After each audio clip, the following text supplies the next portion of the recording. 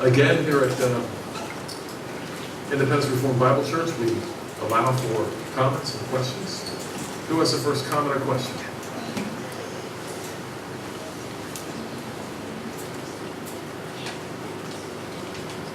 And thank you. Cameron will be around with us. Mike, thank you, Cameron. So, Joel, are you saying that Jesus is not standing at these doors knocking? So yeah, the question was, he was saying that Jesus is not standing at the door and knocking after all. You know, we just love that picture, don't we? And we say that picture, you've heard it, right? The picture of the door with where Jesus is knocking, you know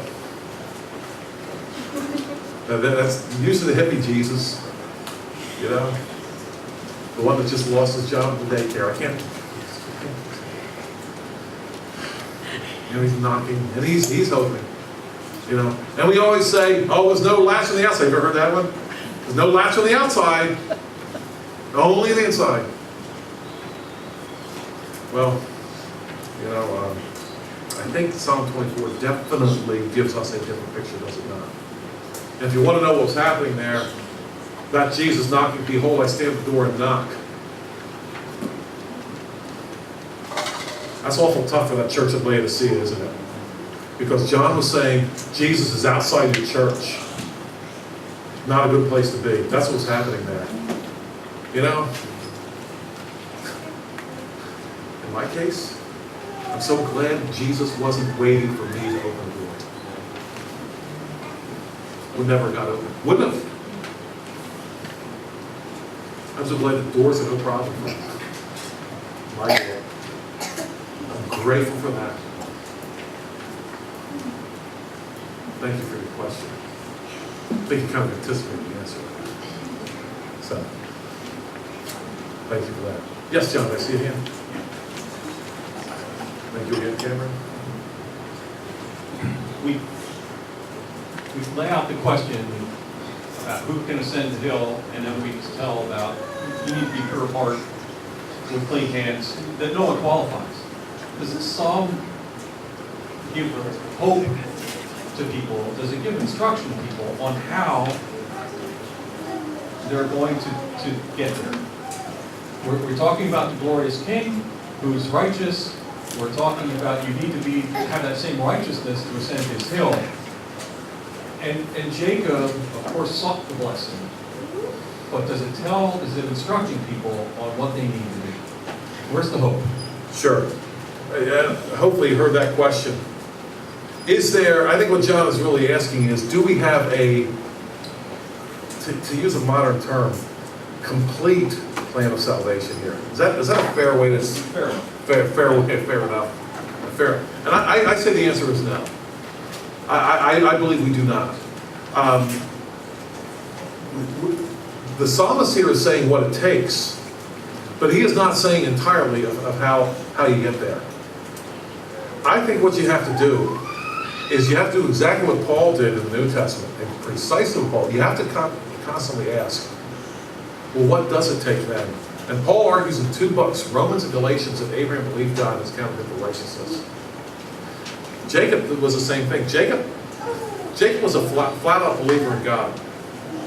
Jacob was a man who had great faith. When I think of people in the Bible who had tremendous faith, I'm always going back to Jacob. You go back to Abraham too. Abraham, another man of tremendous faith, about to kill his son. Hebrews tells us that he believed that God could raise him up. In his mind, his son was dead. But that's how much he believed he had faith in God. So I believe what he's doing here is it's not a complete plan, but he's pointing us to at least one man who exercised faith. And I believe that is a critical thing here. Get away from your list of do's and don'ts. Get away from the idea that you think you can keep the law. You know, it's a funny thing about keeping the law. It's a funny thing. Because you never keep the law for salvation. And what you wind up doing, you want to add more to it. It's an amazing thing. Think about that. We already can't keep the law. And kind of like to make sure that we know we can't keep the law, we add to it laws we can keep. Sabbath day's journey, washing our hands before a meal, and so forth. in a certain way. It's ultimately, Paul argues, faith in this God. And that's where I think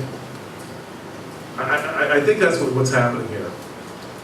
The psalmist's point is back to Jacob, that man who, I would argue, you could argue with me if you want on this one, and I'll listen to you. It's hard to find a man who exercises greater faith, I think, in the Bible, Jacob. I think it's pretty hard to do. I think that's where his point is here. Is that helpful? Jacob's a good guy to point to. You can do worse than that. You can do worse than Jacob. Who else has a question? Yes, Jeff. I gotta say, have you ever seen such a sweet little grandbaby girl? Does. Amen. Is there anyone alive today that you'd want to see that requires walking across the street? Oh, yeah.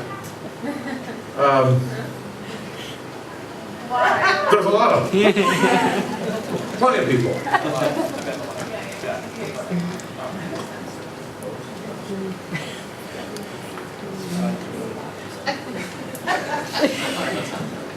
I'm sure there are.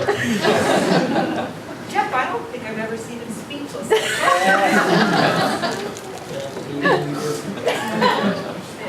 What was the question? Is there anyone I would walk across the street to see? And you know what? A lot of them don't have names, I would say. There are a lot of people right now who have suffered. I mean, in the 1040 window, they've suffered tremendously. I mean, for me, right, I have to think about it more, Jeff, but I would definitely walk across the street to hear these people that have suffered. And most of them, don't have names and are not famous. But I'd want to talk to them and hear from them. I would. Your Uncle Tim has a friend who was beaten by his Islamic family, and kind of an unusual guy. I might have mentioned it before. He has real trouble walking to this day from the beating that he took. And his goal in life, as he stated it, is to start a church in Mecca. He wants to found a Christian church in Mecca. That's his goal in life. I've said that before. If I saw that in my lifetime, I'd be like Simeon in the Bible. And I see it, I'd go home now. That's it. I'm ready to go. I'd walk across the street to hear him. I'd talk to him, definitely. More than across the street. Yes, Jack. I was thinking about Zacharias Boutros. There you go. I'd like to hear from him. How do you say his last name again? Boutros. Boutros? Yeah, that's Peter in there. Okay. Boutros. Zacharias Boutros. Working with my foreign pronunciation here. It sounds a lot smarter, doesn't it? Zacharias Boutros. What are your point simply that it's not fame that gets you across the street? That's right. And, this particular guy has he's an amazing man. He's not well known. Amazing man. He has a ministry speaking to the Islamic world. And he knows their Quran thoroughly. He knows their hadiths. And what he does is he does something that most of us Christians, I'll talk about him for a minute, would frown on. During his radio, and I believe he's on TV also, during this, he mocks Islam. He makes fun of it. And the thing of it is, he's extremely effective. Very effective. And I got the chance to see him a little bit. Of course, I couldn't understand the language when I spent a little time in Israel. But he has had people calling him and crying and thanking him for pointing out the error of the Islamic ways. And he believes that that's not done through this long, drawn-out discussion.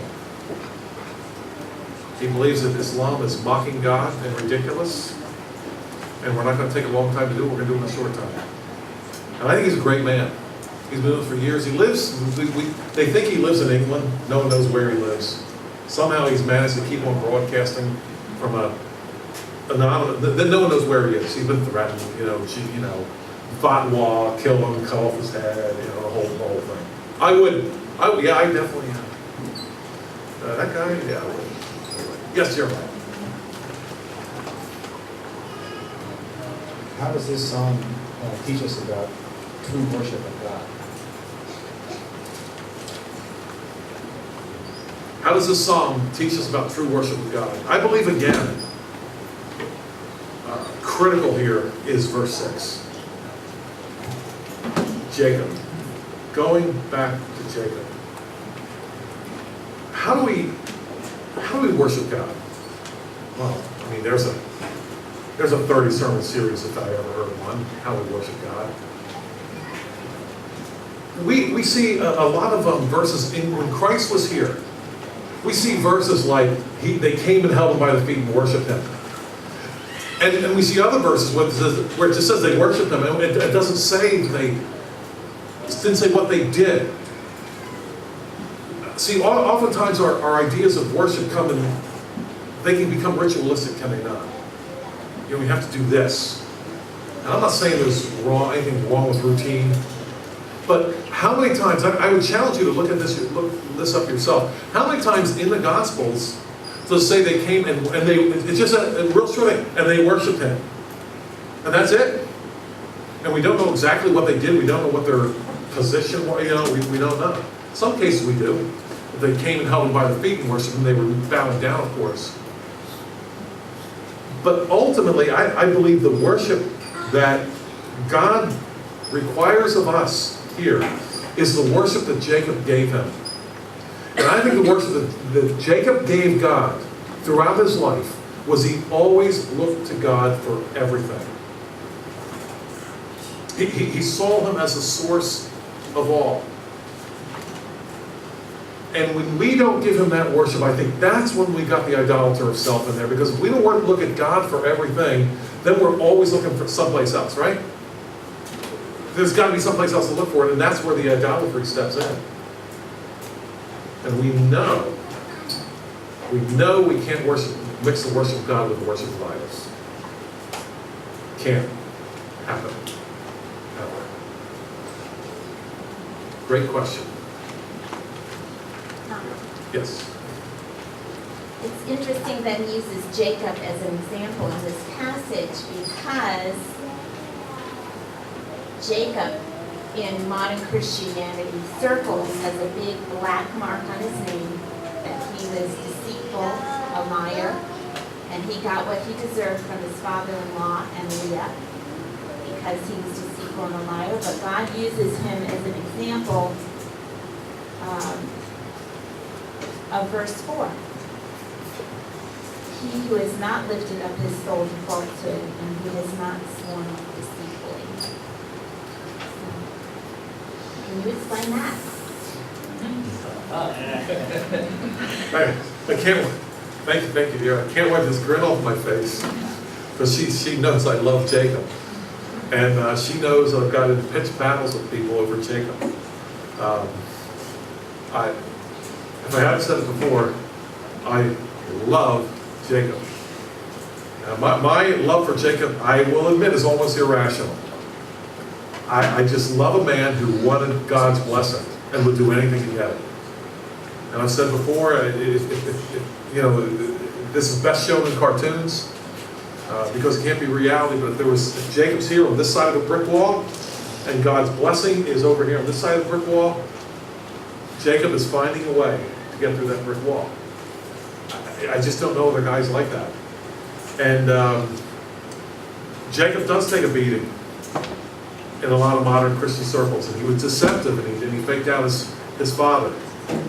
And what do we have to say about that? And I defend Jacob on that. Someday, maybe when we have more time. And it's maybe a little bit a tough defense, but we'll say one thing. Isaac and Esau were present-thinking people. At least we can say that. All Isaac really cared about was some good food at that point. That was it. Esau, it's hard to think of a man who was more earth-centered. He was a great hunter. It was all about the next meal. It was all about the earth.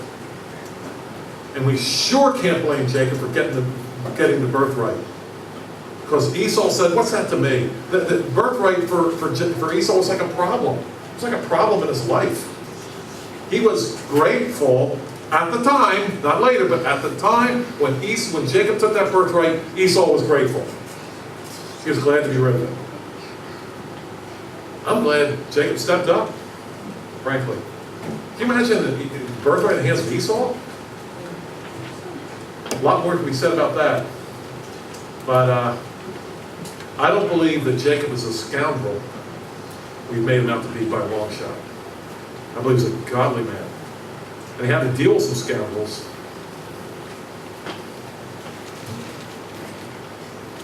But that didn't stop him from wanting God's blessing. And he wanted God's blessing and he got it. He got it. And it's interesting to me, that throughout the Old Testament, it's not Abraham and Isaac that are often referenced, is it? Throughout the Old Testament, it's Jacob. Just like here, the God of Jacob. And they named Israel, they renamed him that. I think before we attack Jacob, we got to be real. I think you got to be real careful coming against Jacob. Okay, now to make myself clear that I'm a Jacobophile, I do not attack Jacob in my hearing. Not quite like that. But he was a great, godly man, and I would go around the world talk to Jacob. I would. I'd walk. Yes. Well, maybe because you were in defense of Jacob, I'm not sure which here, but I have wrestled with the same thing that Audrey's talking about.